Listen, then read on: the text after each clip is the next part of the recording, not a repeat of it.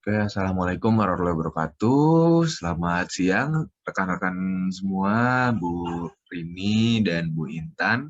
Kami dari kelompok 9, Elektrokimia 01, dan kita akan membacakan presentasi mengenai electrowinning of copper from sulfate electrolyte in presence of sulfurous acid.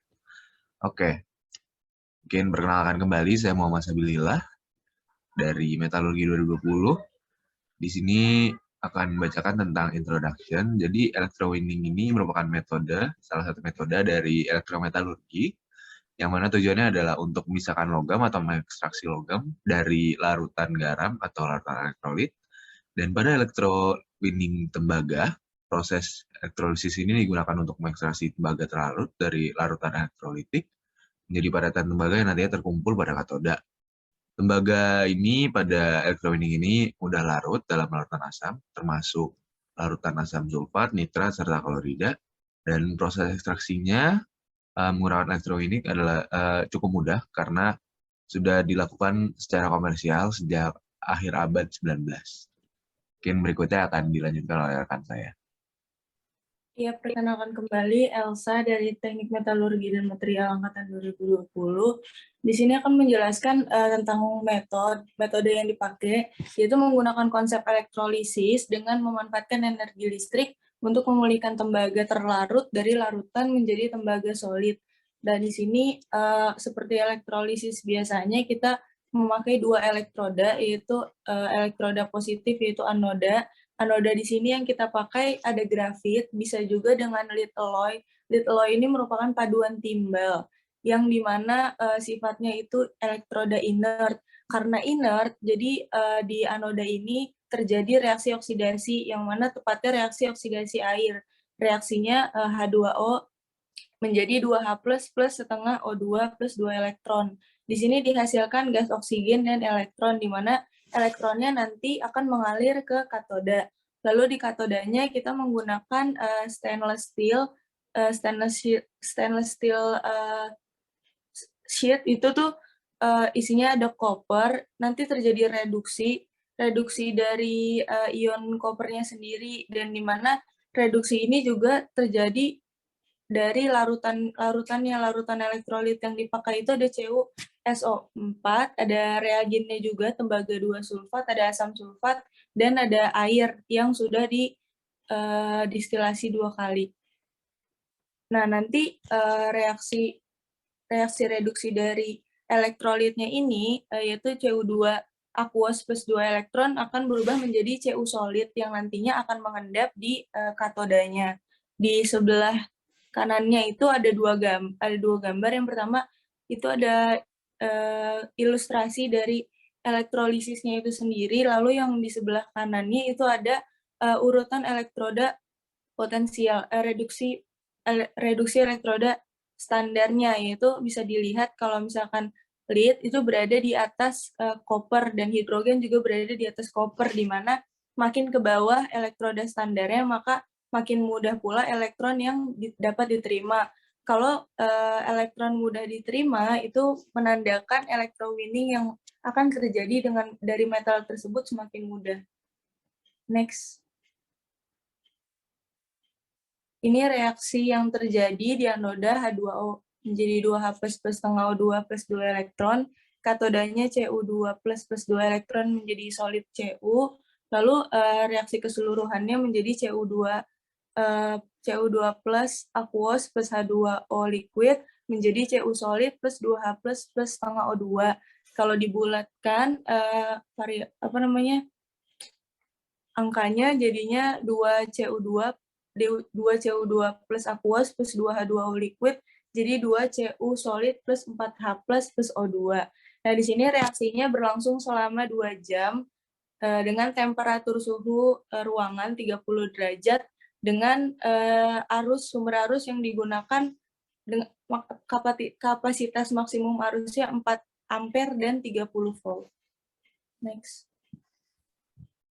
Baik, selanjutnya perkenalkan kembali Aditya Kumara Martika, Departemen Teknik Metalurgi dan Material Angkatan 2020, akan menjelaskan mengenai analisis faktor yang mempengaruhi reaksinya. Yang pertama ada konsentrasi sulfur dioksidanya, yang kedua ada temperatur, yang ketiga pastinya diagram Purbeck mengenai elektrik potensialnya, lalu ada pengaruh dari konsentrasi tembaganya sendiri, dan yang terakhir ada pengaruh dari konsentrasi sulfuric acid-nya itu. Baik, oke. Yang pertama sulfur dioxide concentration.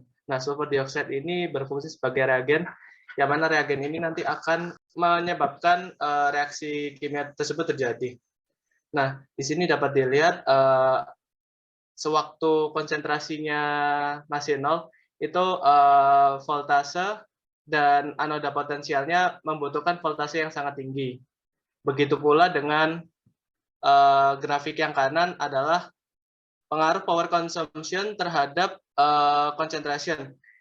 Ya, itu pada konsentrasi awal itu power consumption-nya sangat tinggi, lalu seiring dengan penambahan konsentrasi terjadi sebuah penurunan di mana itu akan mempengaruhi power consumption yang diperlukan juga. Baik, untuk temperatur, oke, di grafik kiri di situ ada pengaruh temperatur terhadap voltase sel dan potensial anoda. Nah, di situ bisa dilihat apabila reaksi pertama terjadi di temperatur ruangan yaitu 30 derajat Celcius, di mana voltase yang digunakan juga tinggi. Seiring dengan penambahan temperatur akan mengurangi pula voltase yang dibutuhkan. Nah, hal tersebut juga berlaku pada grafik yang kanan, yaitu pengaruh temperatur terhadap power consumption, di mana suhu awal yang digunakan ada 30 dan itu membutuhkan power consumption tinggi sebanding dengan sebelumnya, yaitu dengan penambahan temperatur dia akan mengalami sebuah penurunan di mana power consumption akan turun, begitu. Selanjutnya akan dilanjutkan oleh teman saya. Oke, perkenalkan kembali, saya Ahmad Wilan Jabril Kamil dari Departemen Teknik Meteorologi dan Material tahun 2020. Selanjutnya ada faktor mengaruhi dari electric potential based on Purbeck diagram. Ini maksudnya gimana? Nah, jadi sebelum kita melakukan electrowinning itu, kita bisa melakukan perkiraan dulu di mana elektropotensial yang dipakai itu harus kisaran berapa untuk mendapatkan padatan CO untuk dalam proses electrowinning tembaga. Nah, di sini kita bisa lihat ada 3 daerah, corrosion, passivation, dan stable, yang dibutuhkan untuk mendapatkan padatan tembaga itu berada pada wilayah stable, yang dimana wilayah stable ini elektropotensial CO yang dibutuhkan yaitu pada kisaran 0,3 hingga min 1,2 volt, dan untuk pH-nya min 2 hingga 16. Lanjut. Nah, selanjutnya ada pengaruh konsentrasi tembaga sendiri dengan asam sulfatnya. Nah, untuk pengaruh konsentrasi dari tembaga dapat dilihat di grafik bahwa terjadi penurunan tegangan seiring bertambahnya konsentrasi tembaga pada katoda. Namun untuk konsumsi dayanya tidak terjadi perubahan yang signifikan. Sedangkan untuk pengaruh konsentrasi asam sulfat tidak terjadi perubahan yang signifikan. Namun tetap ada penurunan dari nilai tegangan sel, potensial anoda, dan konsumsi daya. Oke, lanjut. Nah, ini beberapa referensi untuk yang kami gunakan dalam presentasi kali ini. Mungkin cukup sekian dari kelompok 9, kurang lebihnya mohon maaf. Terima kasih. Wassalamualaikum warahmatullahi wabarakatuh.